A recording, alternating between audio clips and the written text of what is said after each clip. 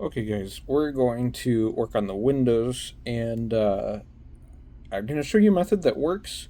The better it works, it really just depends on the amount of effort you put into it.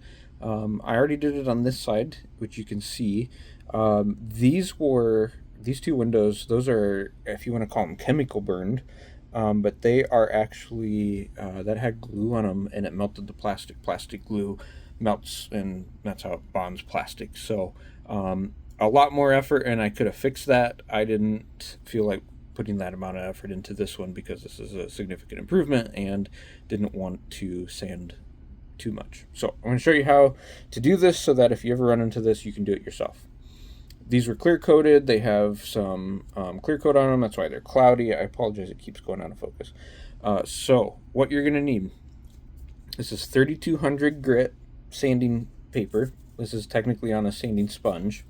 And then I have these from the hobby section at a craft store. These are sanding sponges, 6,000 grit, 8,000 grit, 12,000 grit. And then this is Tamiya Clear X22. So you also need some water. Off camera over here, I have some water. You're going to take and you want to put a drop of water on. This is called wet sanding. The reason that you want to wet sand is because you will get better results and it won't be as abrasive. Start with your 3200 grit sandpaper and start sanding. Try your best to go in circles, and you're going to just start working through the clear coat that's on there and any paint that's on there. If you start to run out of water, if it looks like it's drying up, grab another dot of water, throw it on there, and just keep going. Circle motions are best. Keep that in mind. Circle motions are best. Once we get through the 3200 grit sandpaper, and honestly, like if this really isn't cutting it, you could go to 2000. I kind of wouldn't go much coarser than that, or you're going to end up just leaving gouges. But then what you're going to do, still wet, you're going to work from smallest to biggest. So 6,000 grit, and you start doing that.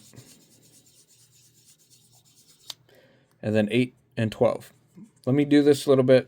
Put time into this, put some effort into this, stop and pause, take a look and see what it's like. Let me go through that. I'm going to go through each one of these sanding sponges and we'll take a look. Okay, so the question becomes, how do you know if you're done? So if you look, let me wipe some water off there. If you were to take this, that doesn't look too bad the way it is. You can kind of see it with my finger. If you put just a clean drop of water on that, like that, you should be able to kind of look through that. You can see it looks pretty decently clear. That means that you're pretty much done.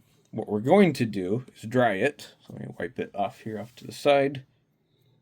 And next, we are going to take the X22 clear from Tamiya, and any gloss clear, not flat, not matte, not semi, gloss clear. That's what you want. Take your paintbrush, dip it straight into your clear, and then just go right on over that. Make sure that you cover your window. You don't need it too thick, but make sure that your window is covered. And there you go. We're going to do the side, and I'll show you what that looks like. There's the before, and when we come back, you'll see the after.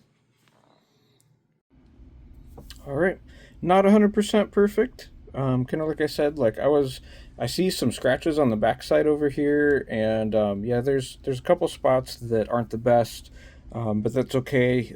This is going to be resold just as a used model anyway, so it will be okay on this one.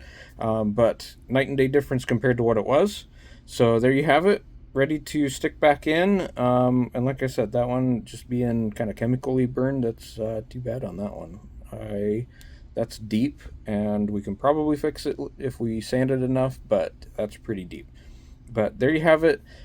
This is just one way that I do it. It isn't necessarily the right way. There's other ways that use polishing compound, stuff like that, and those all work beautifully too. It's really about the grits get you smoother end finish basically, and then the clear coat just kind of helps restore that see throughness.